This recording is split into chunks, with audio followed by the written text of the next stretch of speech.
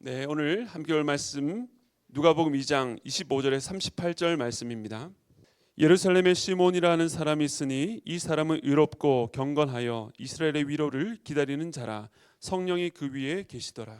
그가 주의 그리스도를 보기 전에는 죽지 아니하리라 하는 성령의 지시를 받았더니 성령의 감동으로 성전에 들어가매 마침 부모가 율법의 관례대로 행하고자 하여 그 아기 예수를 데리고 오는지라. 시몬이 아기를 안고 하나님을 찬송하여 이르되 주께서 이제는 말씀하신 대로 종을 평안히 놓아 주시는도다.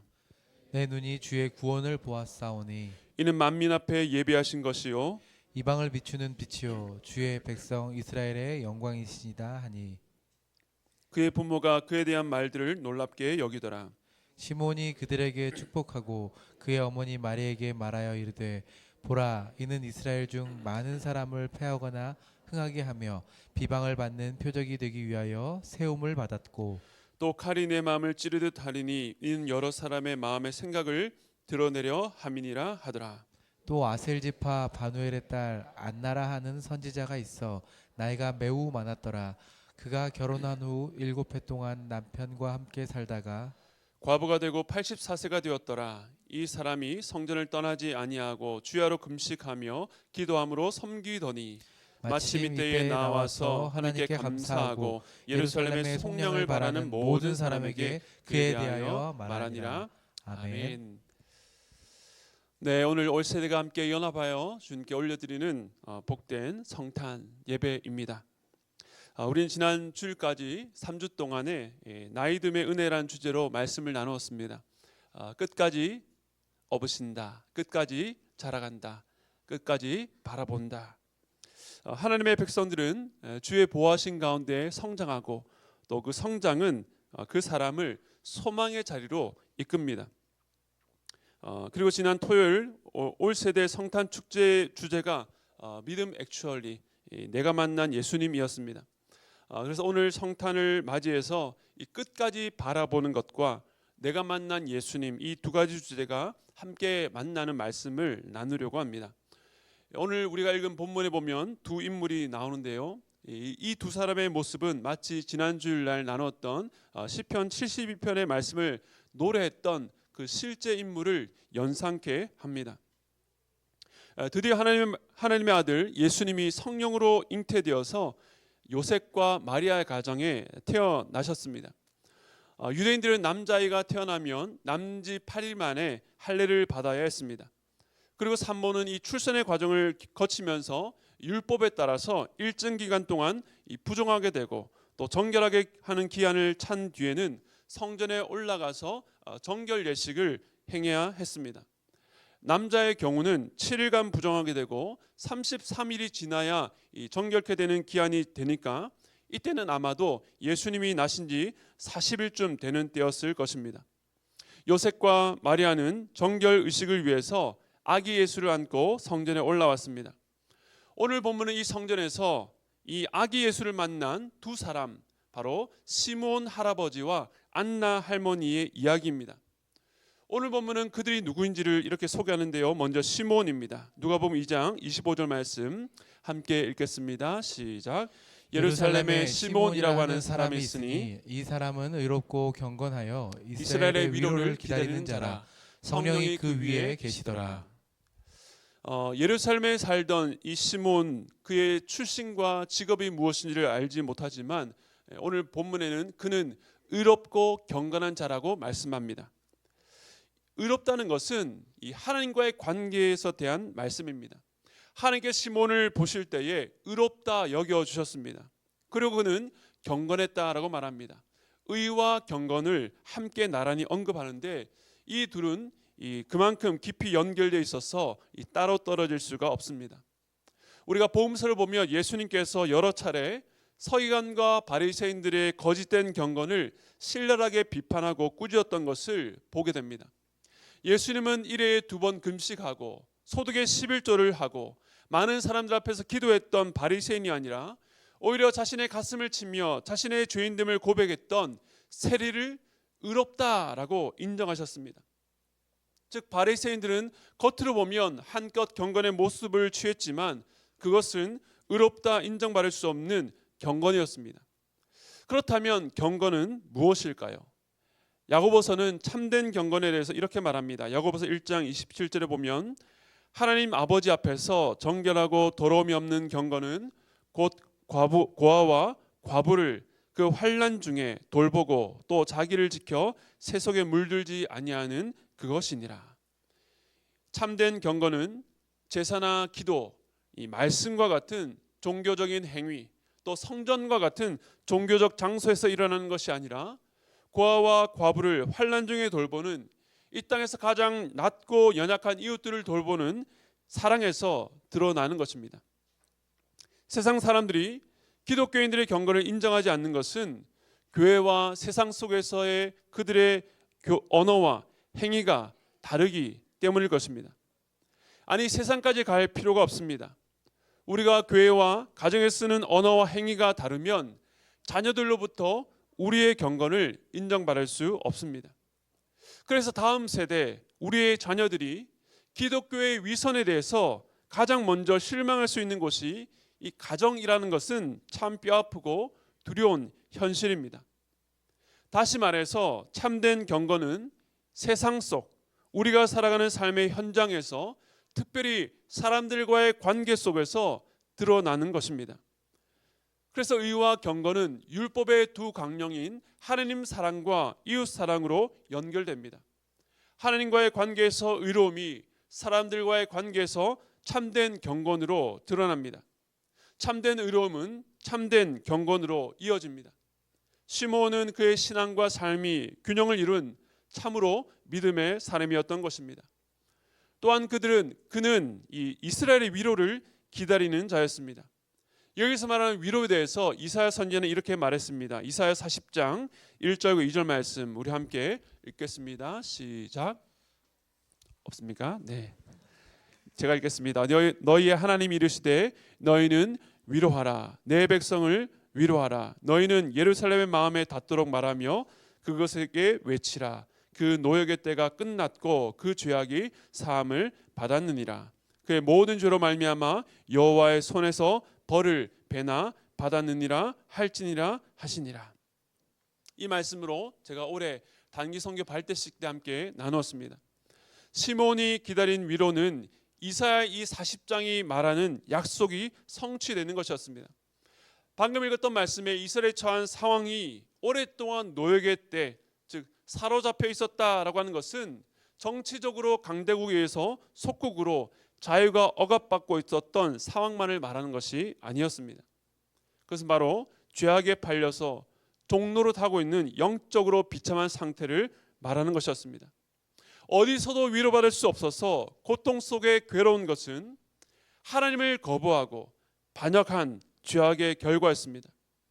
그러므로 시므온이 기다렸던 위로는 정치적 해방이 아니라 죄악이 사함받아 죄의 노예에서 해방시켜 주실 바로 하나님의 참된 위로를 기다렸던 것입니다. 지금 처해 있는 유대 땅의 현실을 넘어서 하나님의 참된 위로를 갖고 오실 메시아를 기다리고 소망하며 살아왔던 할아버지였습니다. 그런 면에서 시몬은 지난주 말씀처럼 끝까지 바라보는 자였습니다.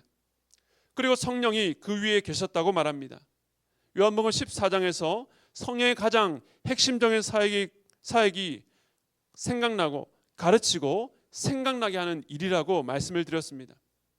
성령은 당신의 백성을 지도하시고 인도하시는 하나님의 영입니다. 시몬은 성령으로 말미암아 자신이 죽기 전 반드시 메시아를 보게 될 것이라는 약속을 받았습니다. 그는 그 말씀을 붙들었습니다. 그리고 성령의 감동하심으로 아기 예수가 성전에 왔던 바로 그날 성전에 들어가서 그 아기 예수를 만난 것입니다. 시몬은 성령의 인도하심 가운데에 노년에 이르기까지 오랫동안 이스라엘의 위로를 기다린 자였습니다. 그리고 이제 그의 인생의 끝자락에서 끝까지 바라보았던 소망이 성취되는 것을 보게 된 것입니다. 지난주일 끝까지 바라본 자는 주의 공의와 구원, 주의 힘과 능력을 전하는 사명으로 이어진다고 했는데 오늘 시몬 역시 그 소망이 성취된 자리에서 성령께서 그에게 주셨던 그 하나님의 말씀을 전했습니다. 그 말씀은 바로 예수 그리스도에 대한 말씀이었습니다. 누가복음 2장 30절에서 32절 함께 읽겠습니다. 시작. 내 눈이 주의 구원을 보았사오니 이는 만민 앞에 예비하신 것이요 이방을 비추는 빛이요 주의 백성 이스라엘의 영광이니이다 하니. 아기 예수의 오심은 복음이었습니다. 곧 주님이 약속하신 구원의 성취였습니다. 만민 앞에 예비된 것이요 이전에 전혀 기대할 수 없었던 소외되었던 이방에도 비추는 빛이었습니다. 그러나 모두에게 복된 소식은 아니었습니다. 34절과 35절에 그가 이어서 이렇게 말합니다.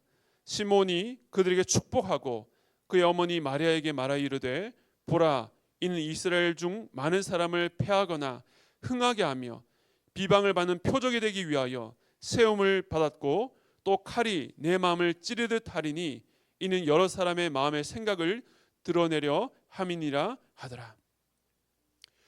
오늘날 크리스마스 시즌에 아기 예수의 이미지는 누구나 거부하는 사람 없이 친근하게 받아들일 수 있는 모습입니다. 그러나 사실 예수의 오심은 모든 사람들을 유쾌하게 하지 않고 결국 사람들을 갈림길에 서게 만듭니다. 어떤 사람들은 예수로 인해서 패하게 되고 다른 이들은 흥하게 됩니다. 예수 그리스도로 말미암아 영생을 얻는 자들도 있지만 예수로 인해서 실족하여 망하게 되는 자들도 있습니다. 요한복음 강의를 통해서 보았던 것처럼 예수의 행적과 말씀은 끊임없이 유대인들 사이에서 논란을 불러일으켰고 비방과 비난을 받는 이유가 되었습니다. 만일 예수님께서 사람들의 필요를 채우시고 그들이 어려울 때 돕는 분으로 오셨다면 그런 논란을 만들 필요가 없었습니다. 그러나 예수님이 하나님의 아들로 이 땅에 오셔서 죄를 사하시며 심판하는 권세가 있다고 말씀하시자 사람들이 예수를 거부하고 박해하며 끝내는 죽이려고 한 것입니다. 예수님께서 이런 논란을 일으킨 이유가 무엇일까요? 마치 칼이 찌르는 것처럼 많은 사람들의 마음의 생각을 드러내기 위해서였습니다. 누가 참으로 하나님께 속한 자이며 누가 하나님과 전혀 상관없는 자인지 그들의 영적 실체가 예수 앞에 서게 될 때에 낱낱이 드러나게 되는 것입니다. 그러므로 기독교의 복음은 좋은 것이 좋은 것이다. 자신의 생각대로 어떻게 살아도 다 괜찮다고 말하지 않습니다. 복음은 생명과 죽음, 죄와 심판을 말하며 생명과 구원을 얻는 길은 오직 예수 그리스도밖에 없다고 말하는 것입니다.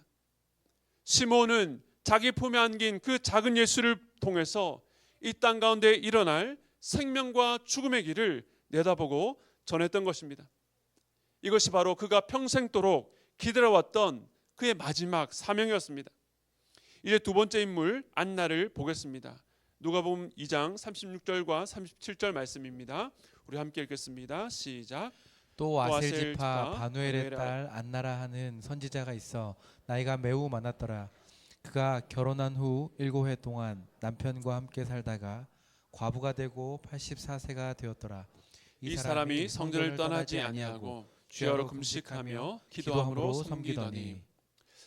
안나는 아셀 지파의 선지자였다고 합니다. 나이가 참 많았습니다. 결혼한 지 7년 만에 남편이 죽어서 과부가 되었습니다. 그리고 84세가 되기까지 홀로 지냈는데 보통 그 당시에 10대 중후반에 결혼을 하게 된다면 최소한 50년, 60년 혹은 그 이상을 홀로 지냈다는 것을 알 수 있습니다. 지난주에 아버지의 장례 때문에 나오셨던 우리 세네갈의 설전 선교사님을 잠시 만나서 교제를 나눈 적이 있었습니다. 그 당시에 사역의 현장에 대해서 제가 좀 더 자세하게 듣게 되는데 그 지역은 강력한 이슬람 문화권이기 때문에 남자가 자신의 경제력만 된다면 4명까지 아내를 4명까지 둘 수 있다고 합니다. 그런데 결혼이라고 하는 것이 남자와 여자 간이 동등한 인격과 인격으로서의 연합이 아니라 여자를 재산이나 물건 취급할 정도로 여성에 대한 존중이 너무나도 열악한 그런 문화라고 했습니다. 때로는 자기 마음에 들지 않아서 아내를 때리고 학대하는 것이 다반사인데 참 안타까운 것은 그렇게 고난 가운데 어쩔 수 없이 이혼을 당한 뒤에도 또 다른 남자를 찾아서 만나 다시 결혼을 하게 된다는 것입니다. 그 사회 속에서 생계를 유지하고 또 딸린 자녀를 키우기 위해서는 어쩔 수 없는 선택이라고 했습니다. 안나가 살았던 당시에도 이 남편 없이 산다는 것은 사회적으로 또 경제적으로 고립되는 것을 의미했습니다. 성경의 과부가 고아나 나그네와 같은 부류에 속해서 돌봐야 될 대상으로 여긴 것을 보면 이 안나는 오랜 세월 참 쉽지 않은 삶을 살아왔을 것입니다. 하지만 안나 할머니는 그 어려운 중에도 성전을 떠나지 않고 주야로 금식하며 기도함으로 섬겼다라고 말합니다. 어떻게 안나가 이런 삶을 살 수 있었는지 참 놀랍습니다. 그런데 안나의 삶을 떠올리게 하는 신약 말씀이 있습니다. 사도 바울은 디모데에게 교회 안에서 참 과부를 존대하라고 하면서 참 과부에 대해서 이렇게 말했습니다. 디모데전서 5장 5절 말씀 함께 읽겠습니다. 시작. 참 과부로서 외로운 자는 하나님께 소망을 두어 주야로 항상 간구와 기도를 하거니와. 참 과부는 오늘 본문 이 안나 할머니처럼 주야로 항상 간구와 기도하는 자라고 했습니다. 그런데 그 앞에 말씀에 보면 외로운 자는 하나님께 소망을 두어라는 말씀이 있습니다. 즉 안나가 남편 없이 살아온 어려운 인생길을 주야로 항상 간구하고 기도하며 살 수 있었던 것은 인간적인 그 외로움을 하나님께 나아가는 재료로 삼았기 때문입니다. 많은 사람들은 자신의 삶의 결핍이나 문제를 만나게 되면 그 자리를 채울 수 있는 대체제를 이 세상 속에서 열심히 찾습니다. 하지만 안나는 남편을 사별하고 겪는 그 외로움의 자리를 하나님을 향한 소망으로 채웠습니다. 그녀의 삶의 결핍과 문제를 하나님을 원망할 이유로 삼지 않고 하나님만을 붙들 근거로 삼은 것입니다. 그래서 주야로 금식하며 기도하고 자신의 모든 삶을 하나님께 헌신했습니다. 그렇게 살아온 안나 할머니에게 특별한 일이 일어난 것입니다. 오늘 본문 마지막 38절입니다. 마침 이때에 나와서 하나님께 감사하고 예루살렘의 성령을 바라는 모든 사람에게 그에 대해서 말하니라. 바로 오늘일 것이라고 전혀 예상치 못했던 그날이 하나님께는 마침 이때였습니다. 안나는 여느 때와 마찬가지로 기도하기 위해서 성전을 방문했는데 바로 그때 온 인류가 기다려왔던 메시아 아기 예수를 만나게 되었습니다. 소망이 성취된 이때에 안나는 시몬과 마찬가지로 전합니다. 안나는 먼저 하나님께 감사했고 예루살렘의 성령을 바라는 모든 사람에게 그에 대해서 즉 예수님에 대해서 전하기 시작했습니다. 안나가 예루살렘의 성령을 바라는 모든 사람에게 예수에 대해서 말할 수 있었던 것은 그 역시 예루살렘의 성령을 바랬기 때문입니다. 즉 안나가 주야로 금식하며 성전을 떠나지 않고 기도한 내용은 예루살렘의 성령이었습니다. 시몬이 기다렸던 이스라엘의 위로와 안나가 기다렸던 예루살렘의 성령은 다른 것이 아니라 같은 것입니다. 그들은 같은 소망을 품고 순전한 삶을 올려드리며 오랫동안 기다려왔고 눈앞에 있는 아기 예수가 장차 죄악에 팔린 자를 속량하고 이스라엘에게 참 위로를 전해줄 메시아라고 믿었던 것입니다. 예수님의 첫 번째 오심을 소망하며 기다리는 시몬과 이 안나의 모습은 오늘 우리에게 많은 도전을 줍니다. 이들은 인생의 끝자락까지 품었던 그 소망은 하나님의 약속이 성취되는 것, 바로 예수를 만나는 일이었습니다. 바로 이 소망이 그들이 지금까지 살아온 삶의 내용과 질을 결정했습니다.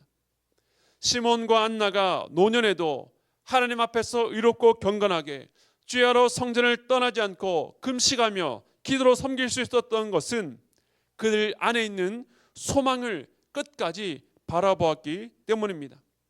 그 소망을 붙잡으니 자기에게 주어진 삶을 어디에서 보내야 될지, 무엇을 하며 보낼지가 선명하게 보였고 거기에 자신의 모든 삶을 헌신했습니다.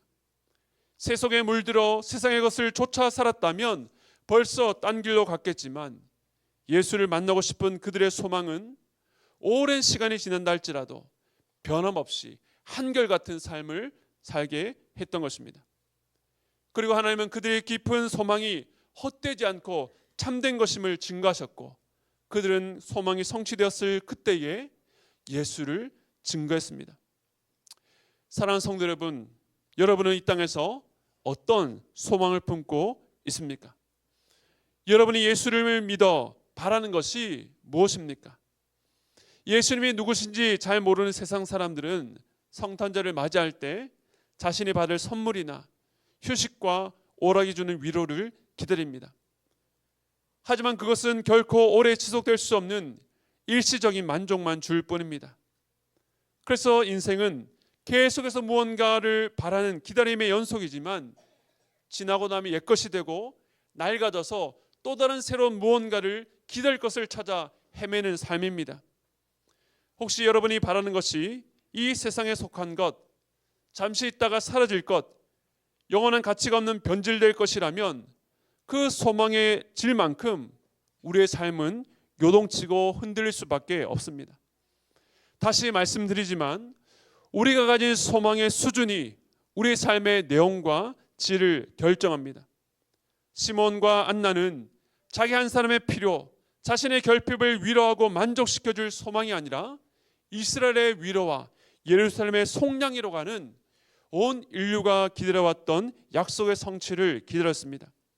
그 일을 위해 그들의 모든 생애를 헌신했던 것입니다.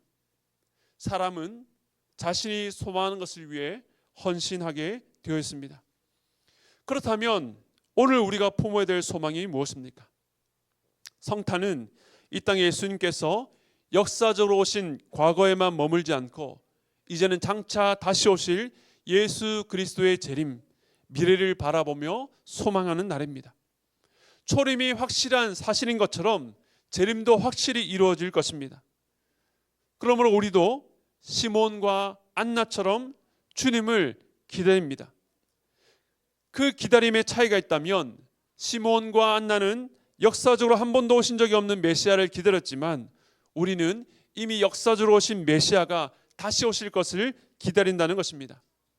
그리고 이 차이는 주님 만날 소망을 품고 사는 모든 자들에게 날마다 새로운 기대와 힘을 공급해 줍니다. 2000년 전 이 땅에 오신 예수님은 임마누엘, 하나님이 우리와 영원히 함께 하신다는 약속을 성취하셨습니다. 그리고 지금 예수님은 승천하셔서 우리와 떨어져 있는 것 같지만 여전히 우리와 함께 하시며 우리를 계속 찾아오신다고 약속하셨습니다. 우리 요한복음 14장 18절 말씀, 얼마 전에 나눈 말씀인데요. 함께 읽겠습니다. 시작. 내가 너희를 고아와 같이 버려두지 아니하고 너희에게로 오리라. 아멘. 제자들 두고 이 땅을 떠나실 주님께서 이 땅에 남겨질 하나님의 백성들에게 내가 너희를 고아와 같이 버려두지 않고 오겠다고 하셨습니다. 어떻게 오십니까? 성령을 통해서 오십니다.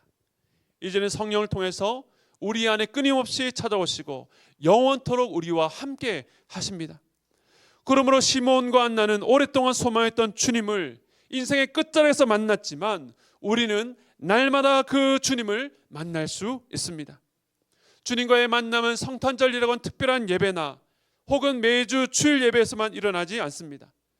여러분의 관심과 초점이 그 어떤 것보다 주님 만나는 것을 가장 큰 기쁨이요 우선순위로 여길 때에 여러분의 일상 속에서 가정과 직장, 여러분의 학교를 통해서 바로 주님을, 우리를 찾아오시는 주님을 매 순간 만날 수 있습니다. 그 소망을 가진 자는 자신의 시간과 물질과 기회를 이 땅에 사라지고 소멸될 것에 허비하지 않습니다. 날마다 주님과 동행하기 위해서 우리의 삶에 불필요한 것들에 마음을 주지 않고 우리의 삶이 정리됩니다.